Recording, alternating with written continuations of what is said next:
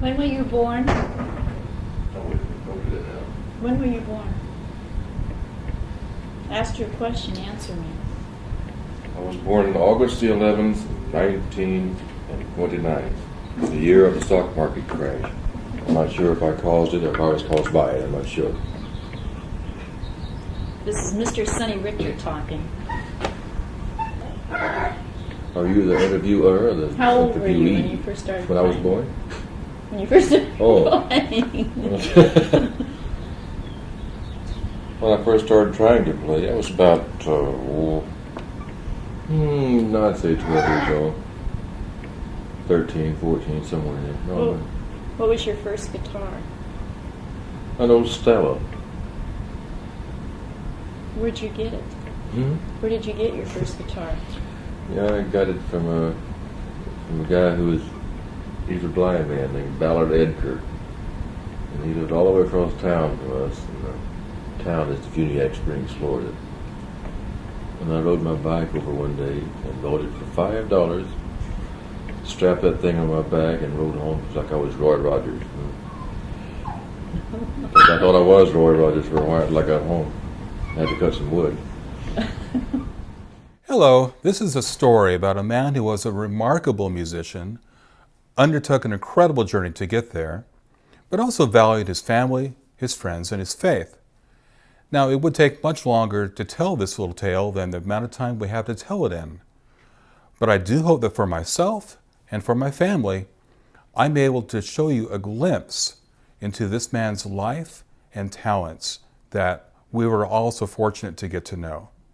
And I'm happy to share that with you. Thank you. There were a few guitar players when Sonny was a young boy that really challenged the idea that the guitar was just a rhythm instrument, or was more than just for blues players and hillbillies. My father often told me that unlike several years later, when being a guitar player became somewhat cool, you were looked down upon for playing one. When I first started playing guitar, I learned on a little small, what you call a cheap acoustic, little round flat top. You know what I mean? Yeah. Stella is exactly. I was trying to think of to come up with a name. Stella. Yeah. I still have that. And a gentleman moved into my neighbor next door to me, and he and his friends used to get together and play their instruments on Sunday afternoon and so forth, and Saturday. And I used to sneak over and pick up their guitars and start trying to play. And finally, I learned a little bit enough. I'll cut the story short, but I did learn enough. I got a job with my first band when I was about 15. Mm-hmm. And a man shoved an electric guitar in my hand and says, "Here," says, "You are now going to be our lead guitar player." And he scared me. He scared me right out of my shoes, you know. One guy changed that, Charlie Christian.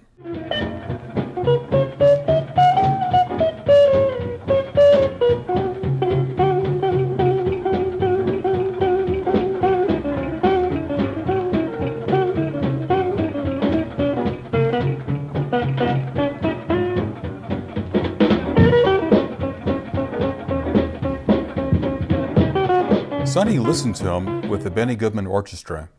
He also would have been listening to Bob Wills, Django Reinhardt, and really anything he could get his hands on from jazz, pop, and country musicians.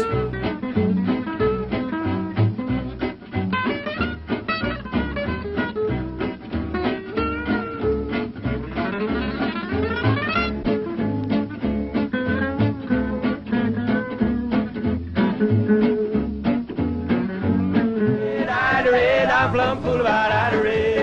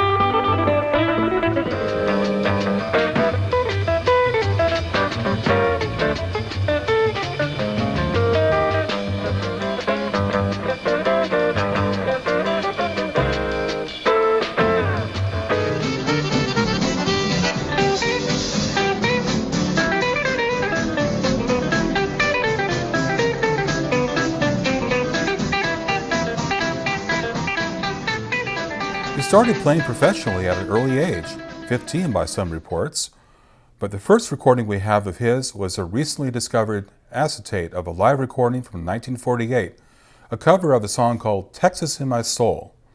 Bob Wills had done it, but the hit of the day was by Tex Williams. Amarillo, San Antone, any old place, I just call it my home. I gotta go. I got Texas in my soul. Dallas, Fort Worth, San Angelo, Houston, Austin, or El Paso, I gotta go. I got Texas in Sonny my got to hear soul. this for the first time, since he had recorded it just months before he had passed, and he was pretty amazed to hear it.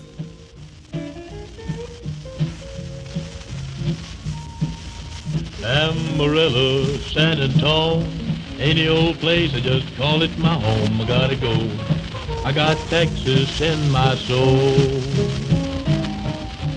Dallas, Fort Worth, San Angelo, Houston, Austin, or El Paso, I gotta go. I got Texas in my soul.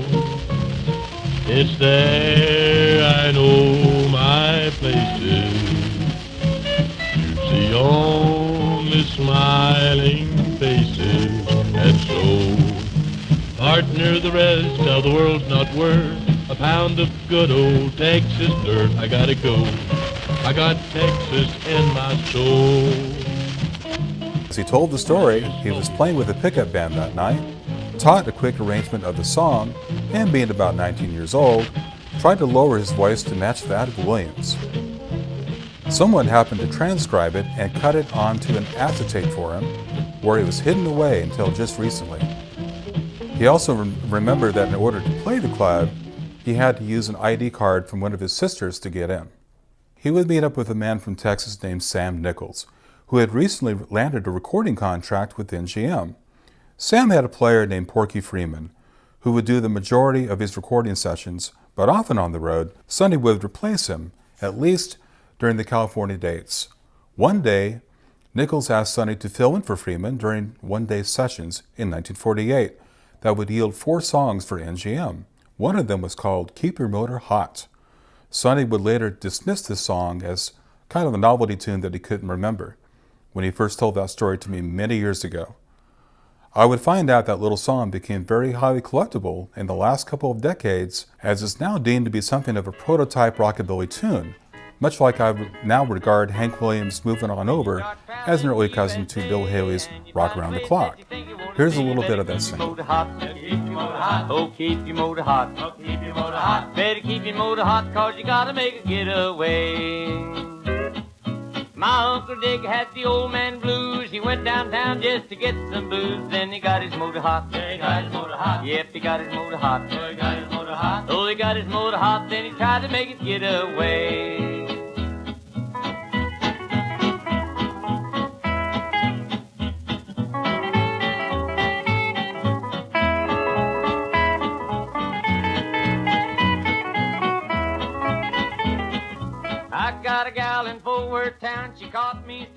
Sam also made hand-tooled leather belts for friends, and this is the one that he did for my father way back then. He would also team up in the late 50s with a group called the Western Gentlemen and tour with them singing and playing. Here's a little bit of those guys playing in 1958. Tune that Sonny Richter and yours truly kind of get together and beat out on. Little thing called 7 Come 11.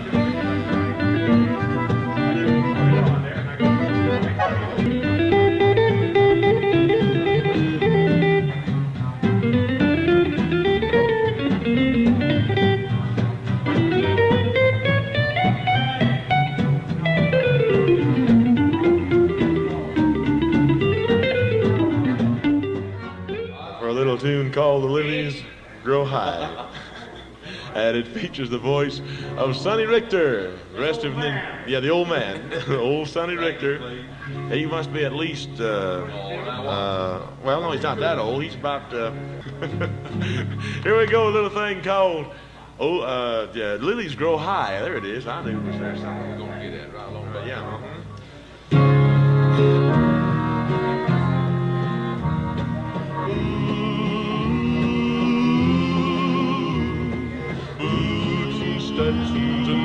guns and the lilies grow high.